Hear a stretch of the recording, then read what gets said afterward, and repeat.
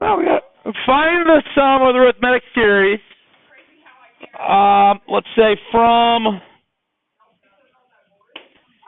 A1 to A20, defined by the following formula, where it says A sub n is equal to negative 3n plus 20. Okay? Yesterday, when we did the problems finding the sum of a series, we had the series in front of us. We had the actual list, right? Okay. Now, we didn't have it all. Okay, so we had these ellipses, but we had that. Now, I'm starting you with the formula. Okay. If you remember, the sum of the first n terms is found by taking n divided by 20, not 22, I don't know why I said 20, 2, and then multiplying that by the sum of the first term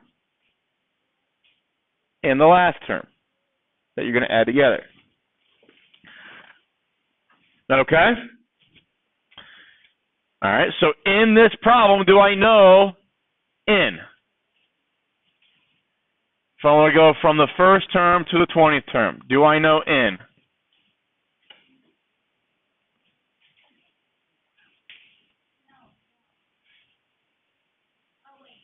It's 20. Okay. I'm adding those 20. N is the number of terms that I'm adding together. So it is 20 over 2. Do I know a sub 1?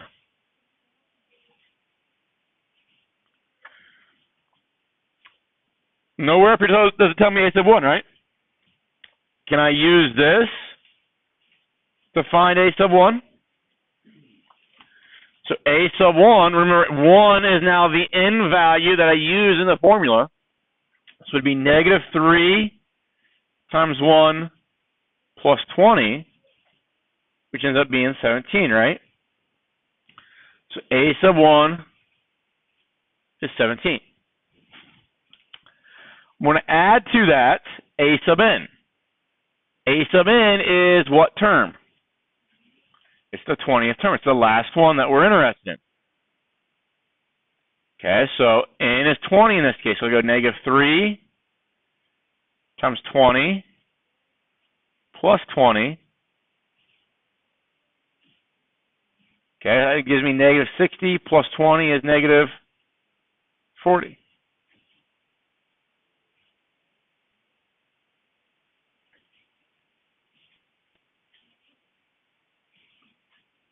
Okay, so now, what's 20 divided by 2? 10. What's 17 minus 40? Huh? Huh? Negative 23. What's 10 times negative 23? Negative 230. Okay. Now, if we look at what the sequence looks like, and I've used Excel here with you guys a couple times this year. This is, we can set this up multiple ways, but I think the easiest way to set this up, because Excel is a tool that will do these arithmetic and geometric sequences and series for us pretty easily. If I'm just going to type in the first term here, which we said was 17, right? Okay. If I had, so basically what I'm going to do in order to get this, I'm going to find out what the second term is. So if n was 2, wouldn't the second term be 14? That make sense? Now this is arithmetic, right? If it's arithmetic, what's the next term going to be without plugging into this? If it's arithmetic and you have two terms, can you find the difference between them? That's 3, right? So the next one is going to have a difference of 3 as well, correct? So the next term is 11. So what I need with Excel, in order for it to like recognize or acknowledge a pattern, is I need 3 terms that establish the pattern. When I highlight them, I can come down here to the bottom right-hand corner. There's a little, if you could zoom in, there's a little green square down there. When I move my cursor right on top of it, my cursor changes to those thin crosshairs. If I grab that and slide it down, okay, you see that little box that shows up to the right? It's really small. It's got a number in it. What it's showing me is the number that goes in that box. So in that white cell right there, 8 should appear. If I do it again, 5 should appear. So it's doing that subtract 3 from each, right? It's creating that arithmetic sequence. We wanted to go through 20. So we get through 20. Okay, and those are those values in that sequence. We wanted to add those together, right? If I hit equals and type in the word sum, and then highlight that list, it will add those together, and we should get our negative 230 that we got using the summation formula. Does that kind of make sense? Okay. I'd be interested to see what Excel uses in the background. I'm assuming it probably captures and added them, because it probably doesn't realize that this is arithmetic. Maybe it does, and it might just take that number and take that number, the last two that I highlighted, the first one and the last one I highlighted, and plug that into the formula. Does that make sense? I don't know how to get into the coding to see what Excel does, though.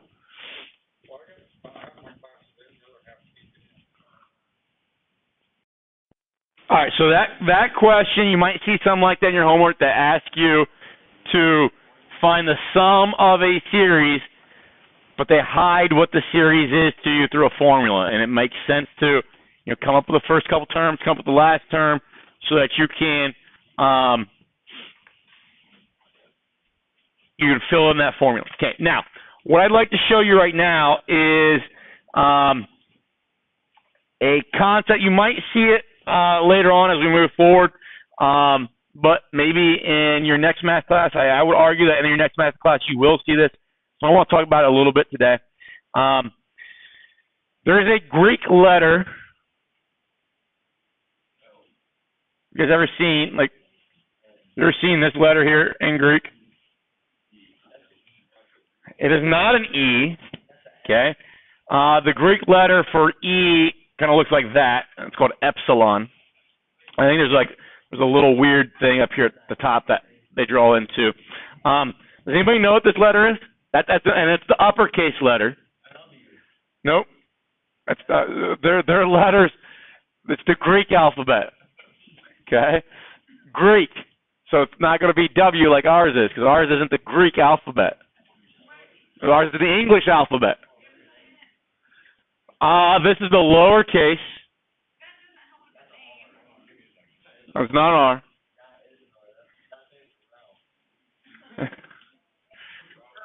All right, so these two letters are the upper and lowercase letters of the Greek alphabet, sigma. Okay? Now, when we see sigma used in algebra, it refers to summation. Okay, capital sigma refers to summation. Okay, so what I want to show you here, that they're going to have, let's say that I look at this as, so we'll use this uppercase letter. They'll put down here, usually it starts with a 1. Doesn't have to, but that's usually what it shows. It says n equals 1. And then up here, it will say n equals 20. Okay? This is what we call our lower limit. Some people call a boundary. This is referred to as our upper limit. Okay, or boundary. Okay. Some people refer to as an index. Okay, because basically what it tells you when I say n is 1, it says that, and we're talking about a series, it's the first term in the series. When n is 2, it's the second term. When n is 3, it's the third term. Does that make sense? Okay. Let's actually make this, instead of going to 20, let's go let's go n equals, we'll just go up to like 4. We'll make it easy. Okay. Sometimes the top will have an n equals 4. Sometimes it'll just have the 4 up there. Okay. As we work through, it doesn't have to be an n either. They can use different letters, different variables. They use, a lot of times you see k and I.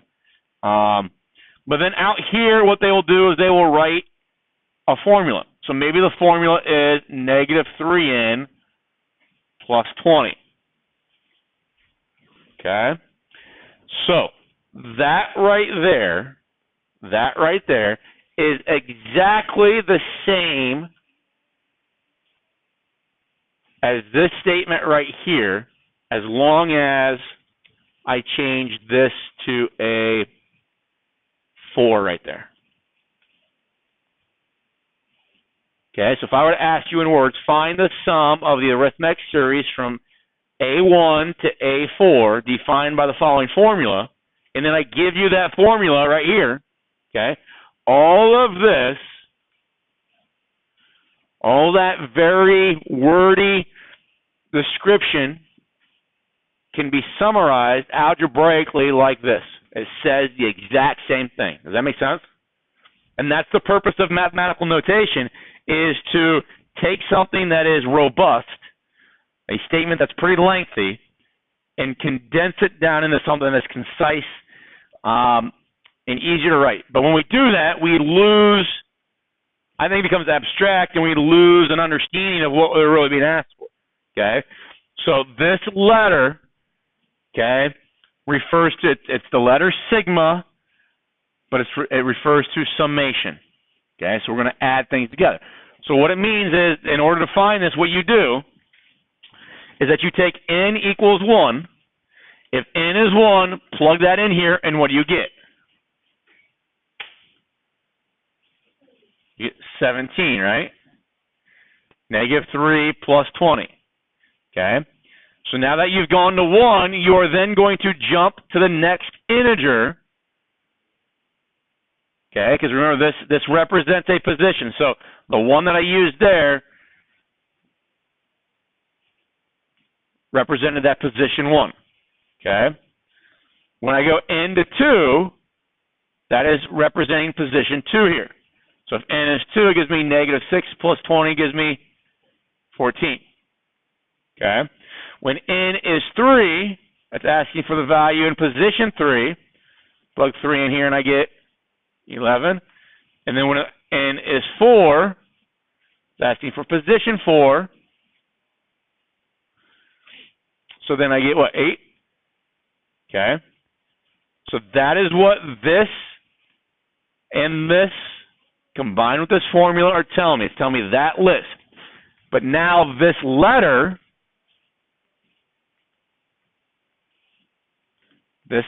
sigma here tells me what to do with these things that I just created. Because it's sigma, it tells me to add them. And I take 17 plus 14 plus 11 plus 8. Is that 20? So 31, 42, 50. Okay.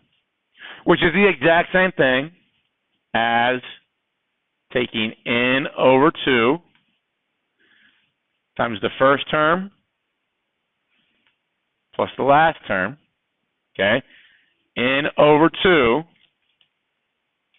n in this case would be 4. Okay.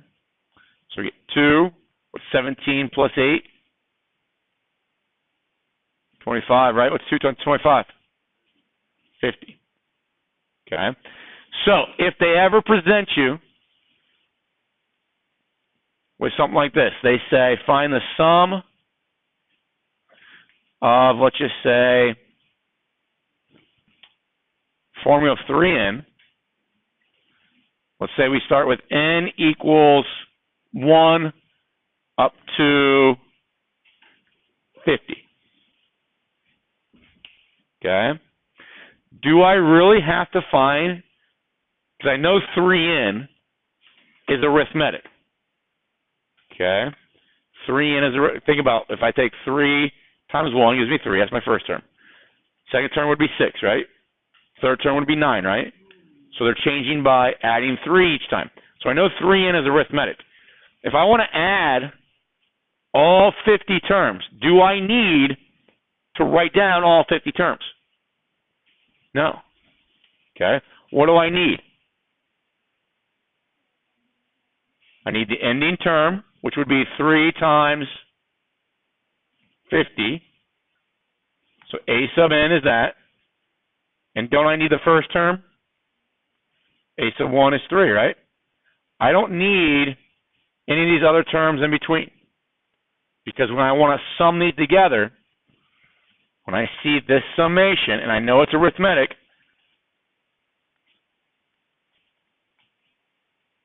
I can use that. So n, we know right there is telling me it's 50. A sub 1 we know is 3. A sub n we know is 150. So we got 25 times 153.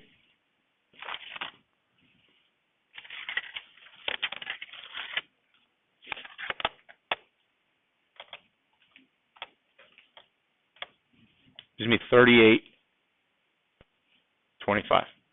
So if I had so that's basically saying if you had a list that was 3, 6, 9, 12, 15, 18, 21, all the way up to 150, you add them all together, you get that right there. This here, what I've got in the box, is a more concise, condensed way of giving you that and saying, add them all together. Okay? I think that's, so we're not really doing anything different than what we did yesterday. It's just the way things are presented. And I think that's the number one thing in mathematics. That's the number one thing I struggle with. I still struggle with it when I'm learning something new in mathematics. But it was a real bug for me in high school and college that until I realized that that was the issue going on, that I had struggles. And it's because I didn't understand the notation. If we spend time learning the notation and linking it back to what we already know to do, the notation then hopefully doesn't create a problem for us. But that's called sigma notation, which means we're going to add those items together, those objects together. Is that all right? Okay, so let's stop there for today. You have that assignment 9.4 still open. If you can get into Math Excel, I'd like to start working on that the remaining time.